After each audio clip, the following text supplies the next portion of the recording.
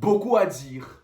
Le Paris Saint-Germain est un club de voleurs. Le Paris Saint-Germain a été favorisé. Beaucoup de spéculations, beaucoup d'accusations, mais le Paris Saint-Germain mérite son ticket pour la finale. Première action qui fait beaucoup parler, la main de Nuno Mendes. Pour la majorité, pour les haters du Paris Saint-Germain, il y a rouge pour Nuno Mendes.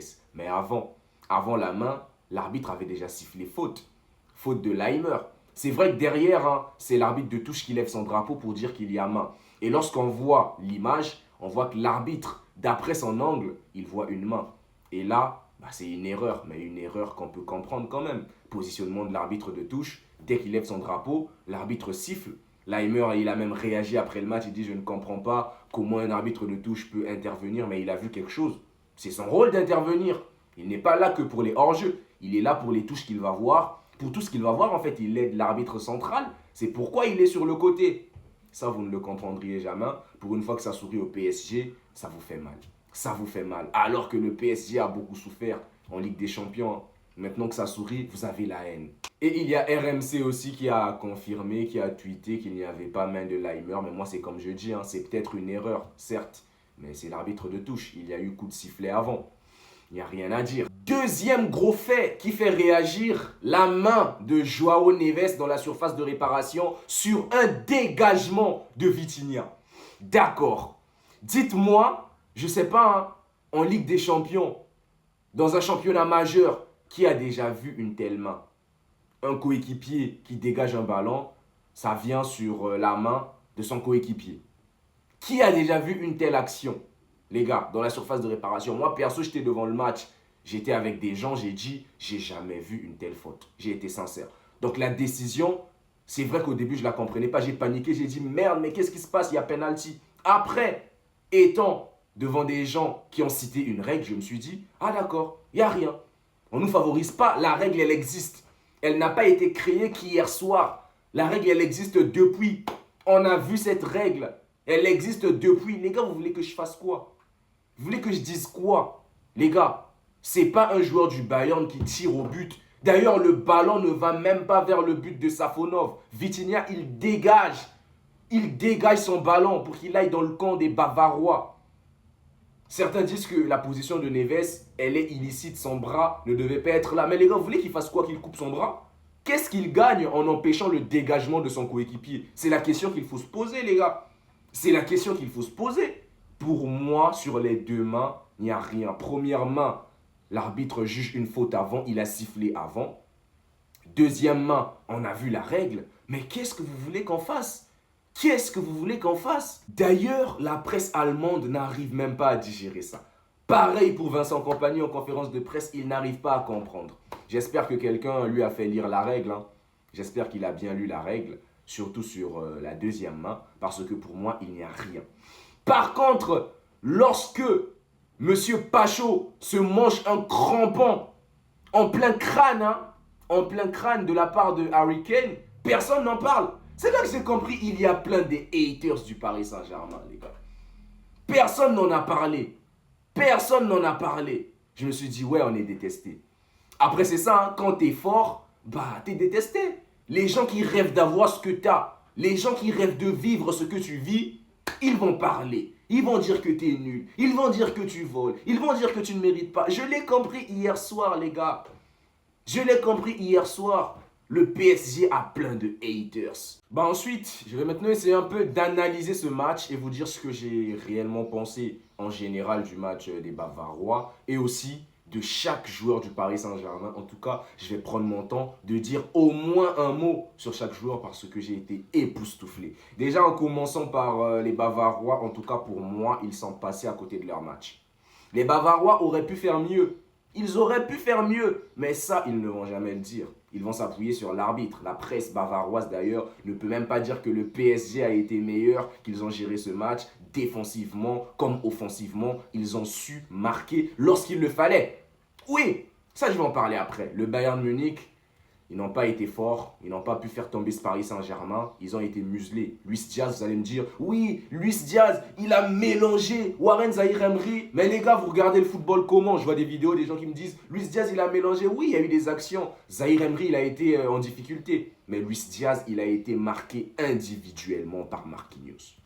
individuellement. Dès qu'il se retourne, Marquinhos, il est là.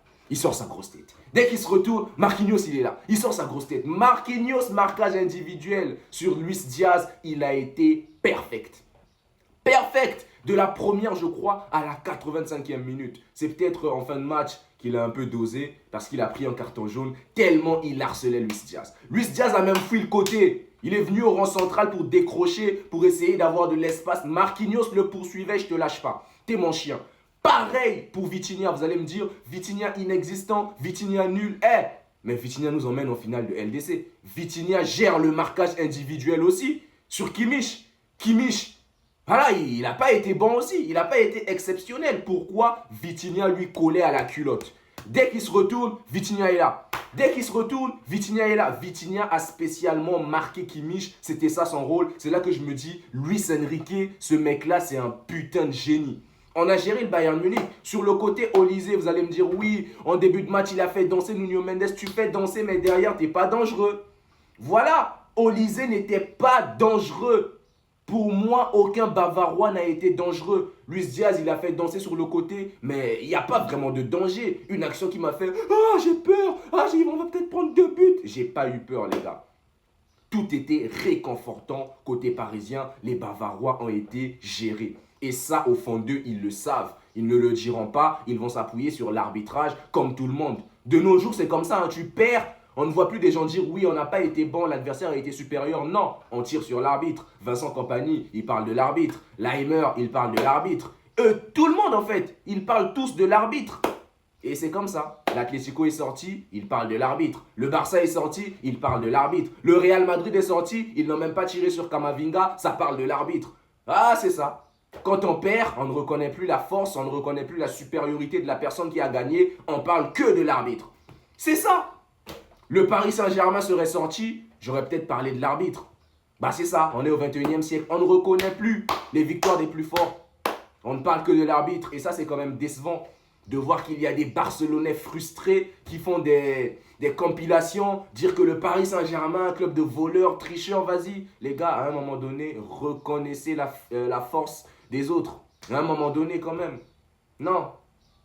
Non, les gars, moi je vous le dis, hein, les spéculations sur les arbitres, ça commence à me casser les boules, sérieusement. Sérieusement, à tout moment, l'arbitre, l'arbitre. On avait un entraîneur qui venait en conférence de presse. Désormais, on doit protéger les arbitres. Désormais, il était le premier à cracher sur l'arbitre lorsqu'ils ont été sortis.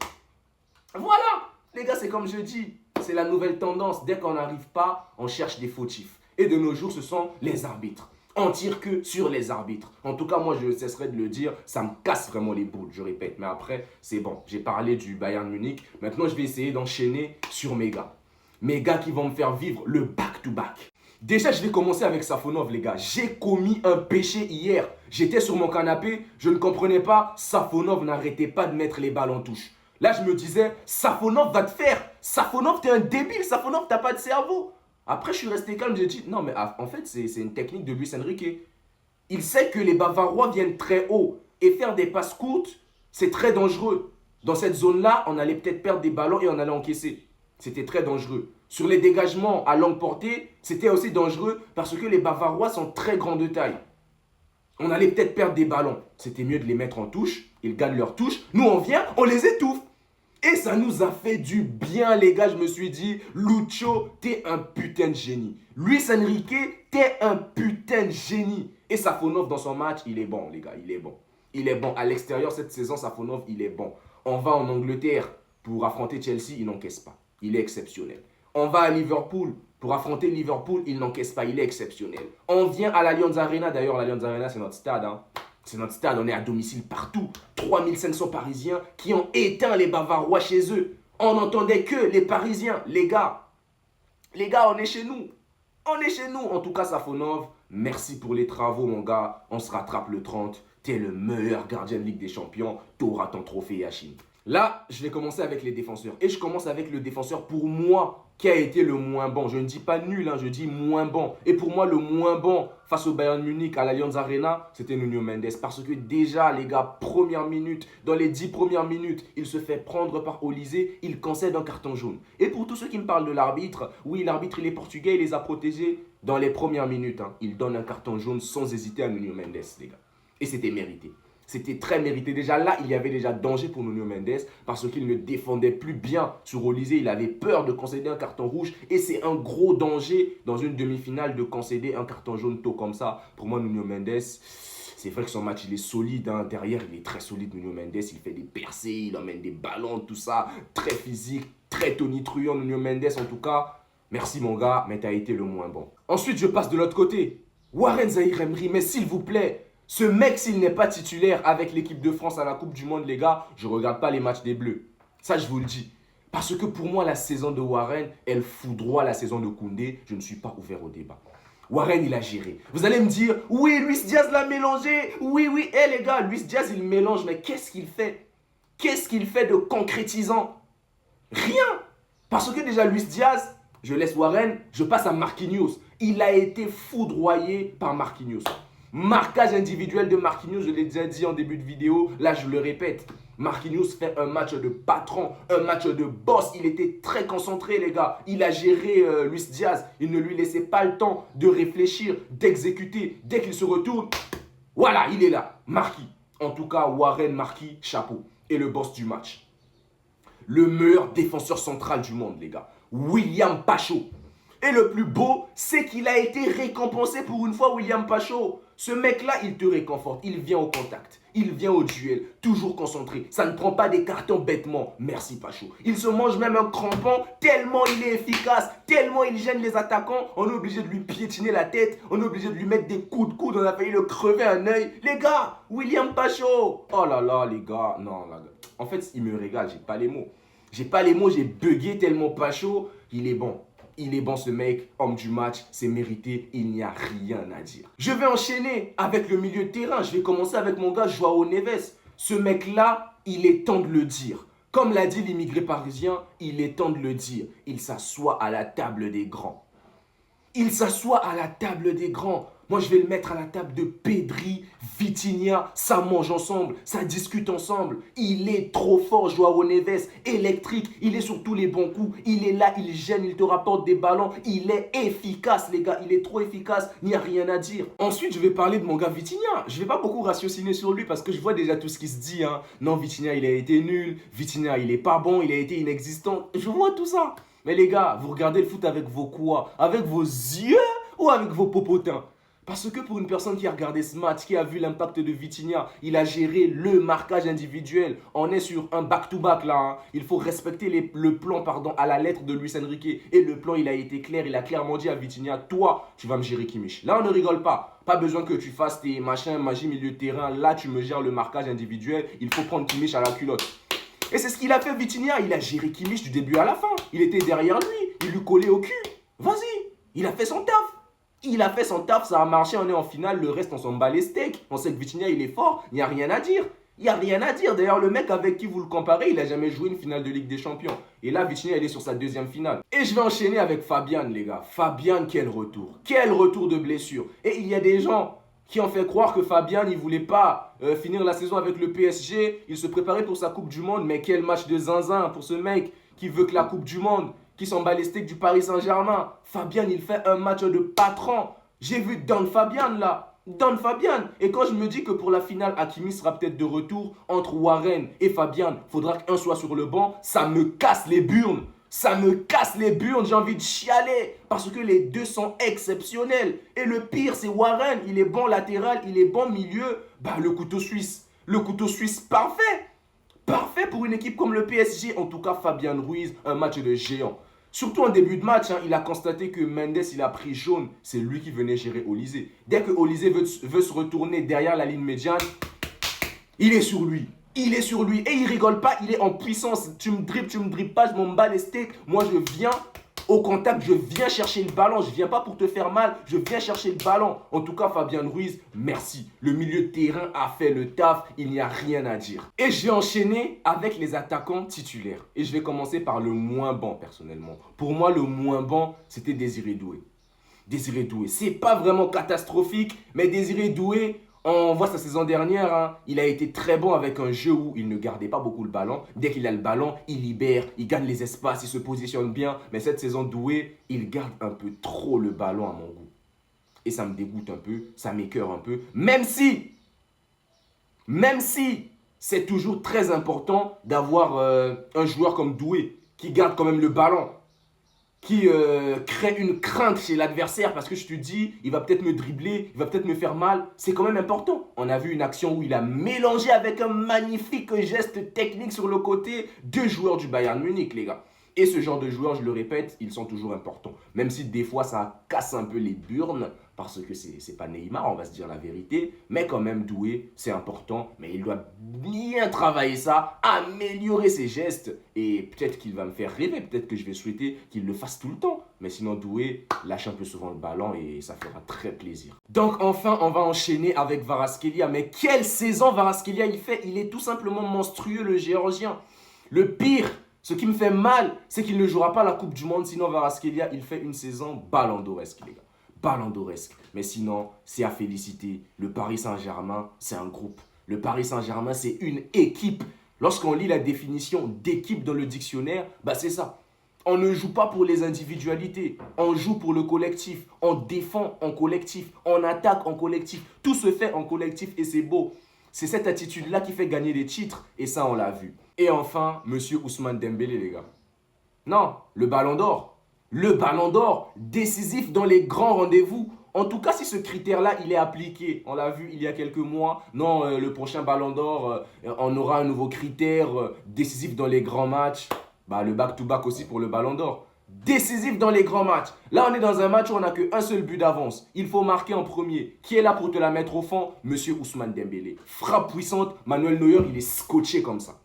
Neuer, il est scotché, il ne peut pas la prendre. Il ne peut pas la chercher. La frappe puissante d'un ballon d'or qui célèbre comme ça, fermez-la, vous ne me connaissez pas. Vous ne me connaissez pas en route vers le back-to-back.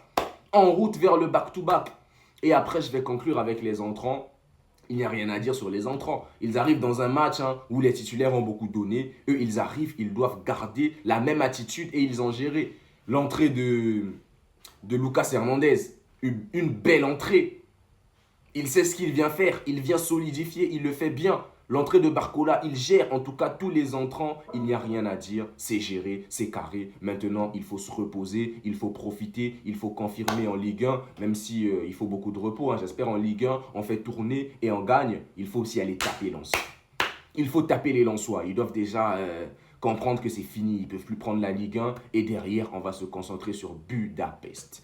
Budapest pour aller prendre la deuxième. Il faut taper Arsenal. Ça sera une autre équipe, un autre style de jeu. Luis Enrique va mettre en place d'autres tactiques, d'autres stratégies. En tout cas, j'ai hâte de voir ça. Luis Enrique, il me régale, les gars. Il me régale. Je pense que j'ai essayé de tout dire dans cette vidéo. N'hésitez pas de me dire ce que vous pensez. Surtout, likez toujours, abonnez-vous, laissez des commentaires. On est ensemble. Paris is very magic.